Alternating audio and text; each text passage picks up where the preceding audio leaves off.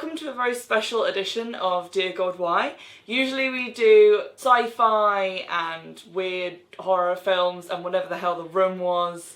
But today we're doing a Catherine Cookson, and for those of you that don't know, Catherine Cookson televised editions are 2-hour-long adaptations of Catherine Cookson's books, which are meant to stave off the menopause.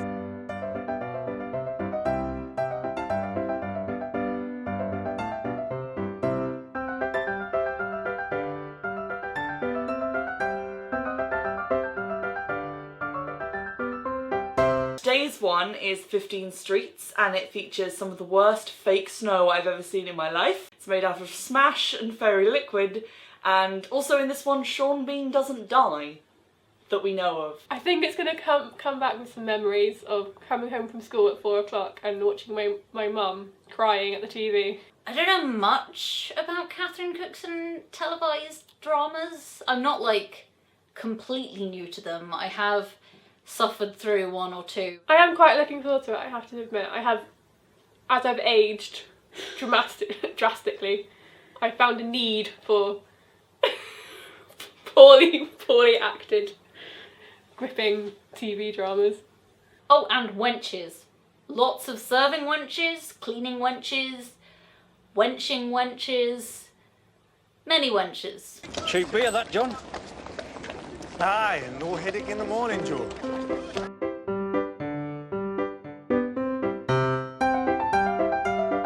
No, I've got some homework to do. Homework? Yes, Miss Llewellyn asked me to learn something.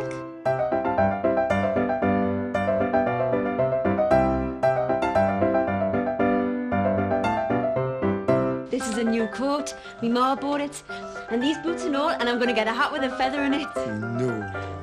Feathers for bloody brains, if you ask me.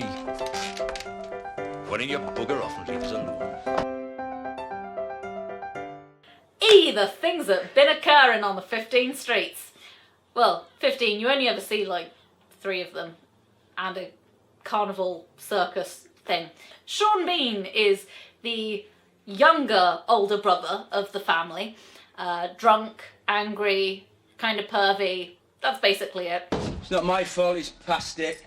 And the older brother of the family has no distinguishing personality traits whatsoever, which apparently makes him attractive. Alright. The youngest girl of the family has the potential to be a teacher and is being encouraged by her school mom, a very pretty young lady, who the older brother has the thing for. A lot of nothing happened for the first hour and a half of this 3-hour film.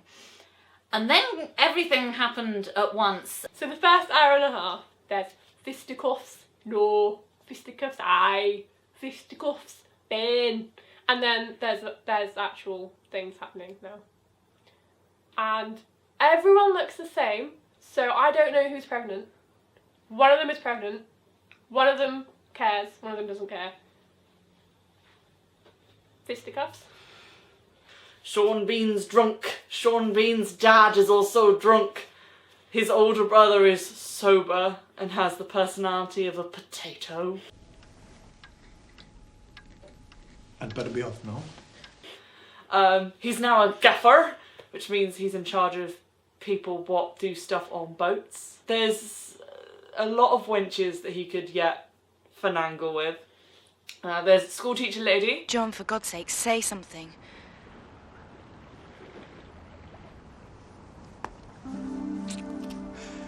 I'm sorry. Who you can distinguish because she's blonde, and non-school teacher lady. It's the cramp. My legs don't seem to belong to me. There's only one thing for it, then. You're a good man, John. Alright. Well, don't let it get about. Who has dark hair. And then there's the pregnant one who's kind of like a yokel. Nancy, have I ever taken you up the country? No, John. Good. Have I ever given you money? Yes. When did I give you money? Up Simon's side. Simon's side is the country. Yes. And the mum who has had an out-of-body experience while giving birth to a baby. And we've seen a man do a really weird impression of giving birth to a baby.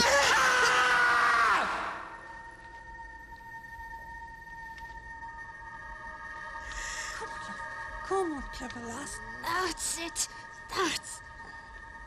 Other amazing highlights include this kid who is a spook by association being chased by an army of Catholics and Protestants. And he decides that the best escape plan is to run to the end of a pier, then try and climb down the side of it into the waters of death. Spook, jump! Oh, can you swim, Spook? Oh, I can't swim, I'm gonna die! I'll let you go, you cool little John! bugger. Eh? Shall I? John! One of the things I'm finding really weird about it is there's a lot of moments where there's very suspenseful music and very sort of like lots of violins going, ooh, something's going to happen. And then nothing happens. The spook boy who runs under the docks and then up onto the pier to escape kids beating him to death with sticks nearly dies.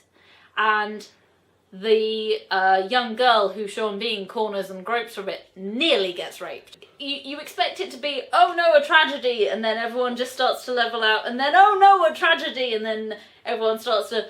But this has been a lot of near tragedies and then misses. I'm not gonna drop any spoilers, but the person who's now mysteriously pregnant, I think that might come back to Sean Bean! And not to Boiled Potato Man, who I would think was gay if he'd looked at anyone with any kind of emotion on his face. Because this was his attempt at asking out the woman of his dreams. Would you care to go to a variety show or a pantomime? Would you like to go to a variety show or a pantomime? Why don't you take your coat off? Then we can make ourselves comfortable and talk the whole thing out.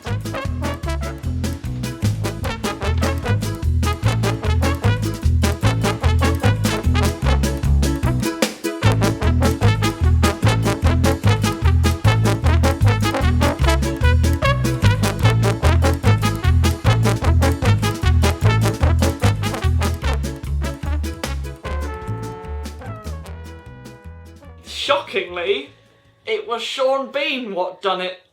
It being that girl. Everything comes good. It goes right in the end, except that there's like a period of about 20 minutes in the middle where things get super intense and just people keep drowning and getting beaten up. If you were to chart the action of the film, it's nothing happens for a very long time. And then date with a school teacher, idiot girl pregnant, then everyone thinks John's the father, then drowning, people being beaten to hell, and then just about 10-15 minutes of everyone going, ooh, ooh, aye, The way that the posh teacher woman resolves the fact that she's fallen in love with a commoner and that her parents frown on it is by moving out of her parents' house and moving next door to the man that she's in love with, who has already turned her down. She realises that she's not that posh and that she's willing to be poor and therefore it's okay. Because she's wearing an apron. Yeah, I'm not really sure what message or moral there's supposed to be to that story. The reason that she's, you know, safe throughout the entire film is because she's posh and because she's not actually involved in all of this drama that's taking place in the working class bit. So, you know, she's safe from all that, and then she goes in and joins in on it.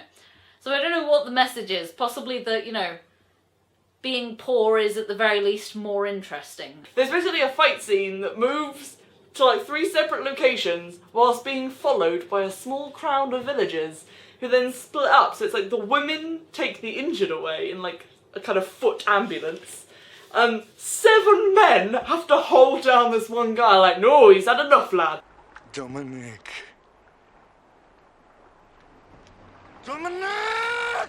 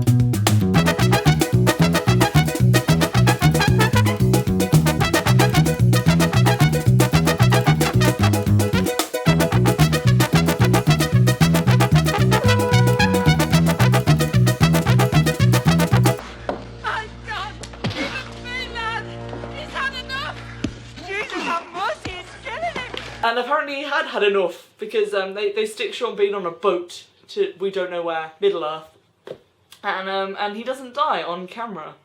So maybe he dies like at sea, being eaten by rats, or from blood poisoning, because basically the only first aid they did on him was cover his face in jam.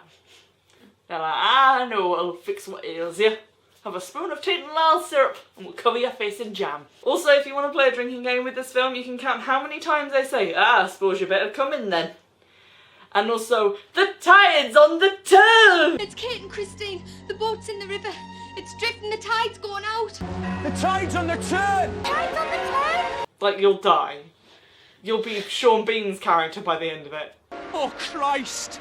Just surly, holding a pint of Guinness going, where's my tea? Tea's out. Where's my tea? Don't be a fool. Get your tea. I want my tea now. I'm going out.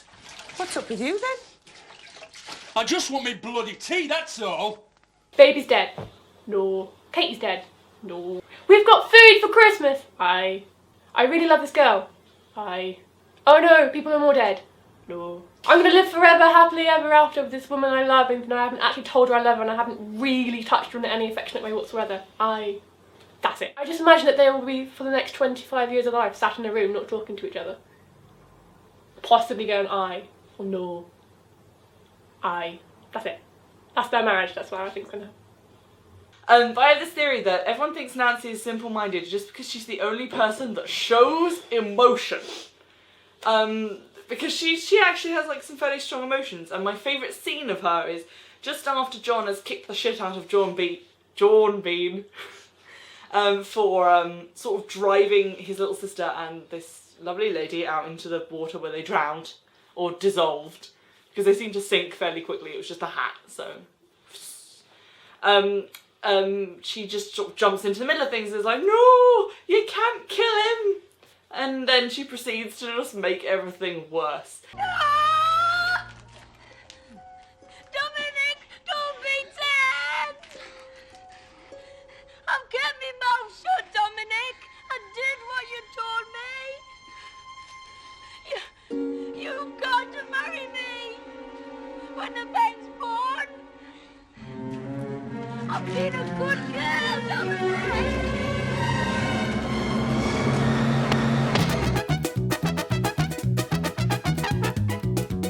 So that's one of Catherine Cookson's many amazing... To be honest, maybe the books are good. It's just the TV adaptations that suck. The Book of the Room was probably excellent. I'd read that.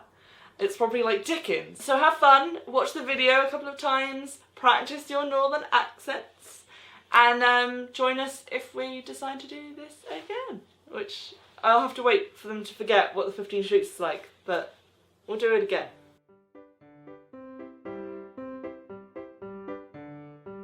No! Yes! No! Aye! No. Aye, pet. So first hour and a half, there's fisticuffs. Fisticuffs. No. Fisticuffs. Sorry. Do it again, but I won't laugh. Go with the former.